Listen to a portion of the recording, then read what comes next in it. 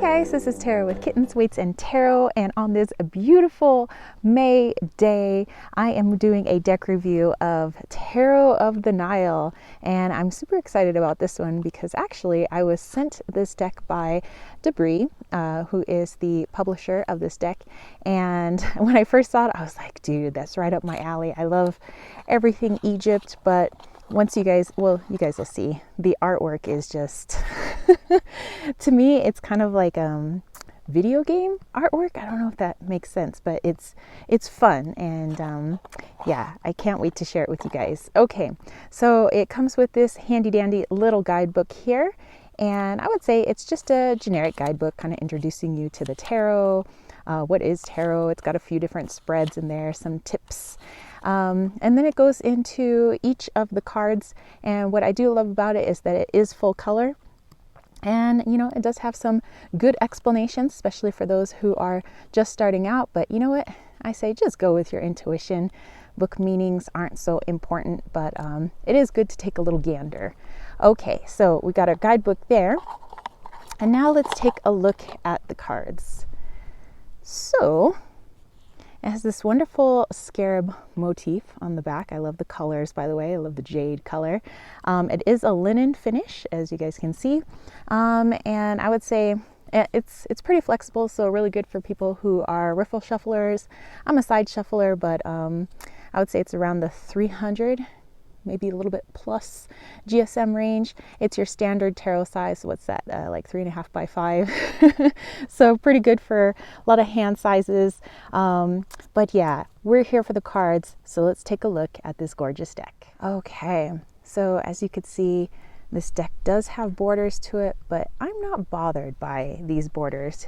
Usually I'm a little picky about it, but nah, not with this one. And I like how the borders correspond with the color of the suit. So, you know, greens for pentacles and blue for water. And then we have brown for, or brownish red, like a brick red, for wands. And then we'll see swords in just a moment, which I believe is a gray. There we go. And I do want to mention that I've had a lot of fun working with this deck. I wanted to really take my time and work with it before I did a review of this deck. And I was pulling some cards for our solar array that we're building, and I was like, what should be the next thing that we work on with the array? And all these wands cards came out, and that was so funny because we're dealing with timber and wood, and we got wands cards, and I just thought that was amazing. I did a reading with one of our little resident lizards. We have a couple. It's Fredo and Mrs. Fredo. They have a few of their little lizard babies. And I was asking Mrs. Fredo, like, what, why she got so skittish all of a sudden. And she had an encounter with a bird, she said. All these swords cards came out. I was like, what? And she had a little bit of PTSD from being picked up off the ground. She did lose her tail in the process, but she is alive. And that's what I love about this deck. It connects with everything. And for me, because I'm an intuitive reader, I just really go into the card and just speaks to me, man. My intuition is just on fire with this deck. So yeah, I just couldn't wait to share it with you guys. I've already used it a few times on my Sunday live chats. A lot of people like it. But like I said, I don't know, it kind of looks like Legend of Zelda type artwork, maybe, sort of video game, but my favorite thing, ancient Egypt. And I figured since it was a beautiful day outside, we come out here into the dwarf forest and hang out with all of this beautiful nature, which I think that this deck works fabulously with. So if you can get out to the beach, you can get out to the mountains, to the deserts, or to the park, this is going to be the deck for you.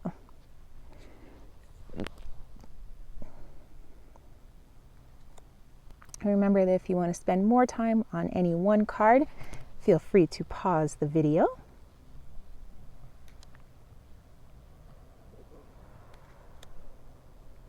And at the end of this, I will be doing a little general reading, something that we all need to know moving forward. And I do that so you can see how I personally use the cards and how I read with them.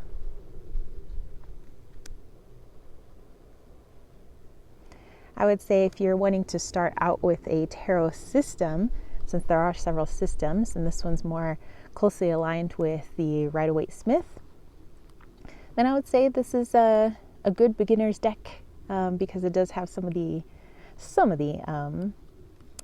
original like archetypes and imagery that you'd find in the RWS.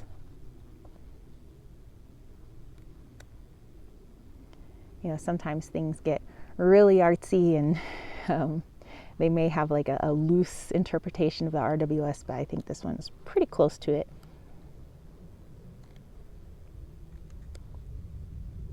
And I just love the people. I love the images. And the choice of coloring, I think, is fantastic.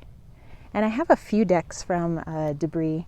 And I wish I could tell you who the artist of this deck was. I looked all over Brigh's website.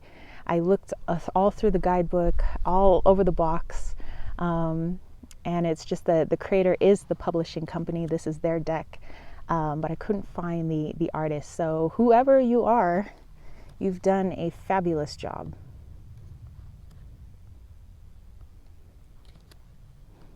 I wouldn't mind seeing more from this person.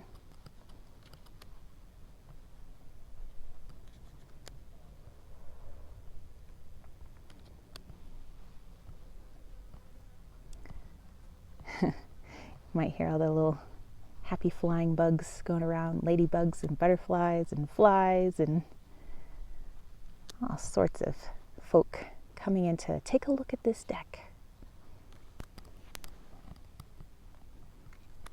It's the sun, which we have plenty of at the moment. Oh man, I can't wait to do a reading for you guys.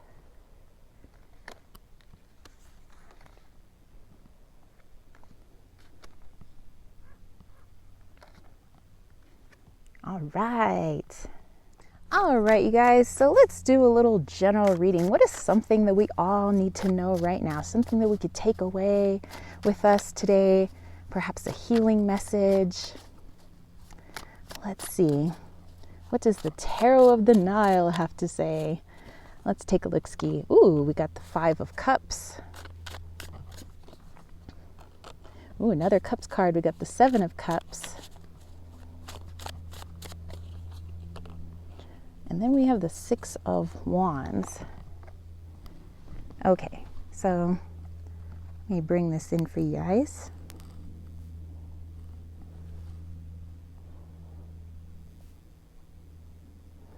There we go. I want you guys to get a little bit of a close-up of each card.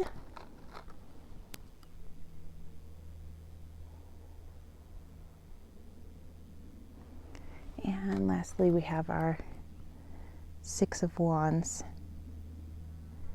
right here. Okay, and do encourage you to join in with your intuition as well. I say the more the merrier. If you get something out of it, go ahead and place that in the comment section down below. But give me a moment to dive into this one.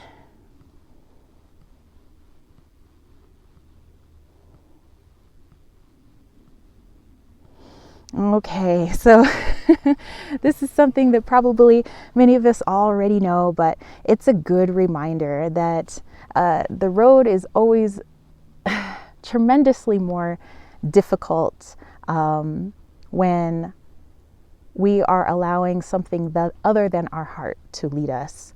So whether it's our choice of career or a place to live or what we do with our lives, if we're allowing the outside world to dictate what we should do or allow the ego to take charge, it's going to be a lot more difficult to find out the places in which you do shine, to find out your true talents. Although, yes, on the flip side, when we are faced with adversity and challenges, we do gain more talents and more tools in our toolkit for us to move forward.